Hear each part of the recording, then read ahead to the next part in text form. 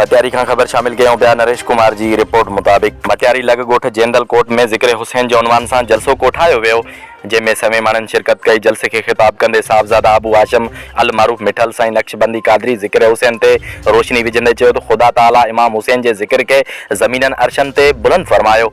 इमाम हुसैन अलैहिस्सलाम जे दरवाज़े तां कॾहिं बि साइल ख़ाली न वेंदो हो, पाण एतिरो कुझु ॾेई छॾींदा हुआ। हुन चयो त अल्लाह ताला पंजनि पाक जे घराणे खे पाक रखियो आहे, हर पलीती खां हूअ पाक आहिनि। हुन वधीक चयो त इमाम हुसैन अलैहिस्सलाम करबला ॾांहुं दीन इस्लाम सिखण लाइ निकितो हो। इमाम हुसैन अलैहिस्सलाम करबला में जान जो नज़रानो ॾेई दीन इस्लाम खे ज़िंदा करे ॾेखारियो। जॾहिं त जलसे बाद सहाफ़ियुनि सां ॻाल्हाईंदे साहबज़ादा मिठाल साईं चयो त स्वीडन में मुल्क में क़ुरान पाक जी बेरहमती ऐं क़ुरान पाक खे साड़ियो वियो आहे, जंहिंजी सख़्त लफ़्ज़नि में मज़म्मत कयूं था। क़ुरान पाक ख़ुदा ताला जो सचो कलाम आहे ऐं हक़ जी वाट ॾेखारींदड़ आहे।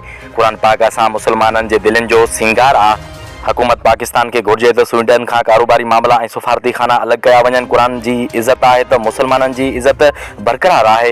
हुन वधीक चयो त हुकूमत वेंदे वेंदे बि आवाम जो रत चूसण में का कसर नाहे छॾी। पेट्रोल ऐं डीज़ल जा अघ वधाए छॾिया आहिनि। एतिरी महांगाई कई वई आहे जो माण्हू पंहिंजा बचा विकिणण ते मजबूर आहिनि। हाणे बाक़ी 2-3 ॾिहाड़ आहिनि, इन्हनि जे वञण में मुस्लमाननि जो क़दुरु न आहे, ख़्यालु न आहे। तमामु मुश्किल में हिकु मिडिल क्लास तबिको ई पाकिस्तान में ख़तमु थी चुको आहे। ख़बर न आहे त कहिड़ियूं पॉलिसीज़ असांजी गवर्नमेंट आंदियूं आहिनि, कहिड़ी पॉलिसी ते हलनि था पिया, जंहिंमें अमीर माण्हू अमीर तर थींदो पियो वञे, ग़रीब माण्हू ग़रीब तर थींदो पियो वञे। असां गुज़ारिश कंदासीं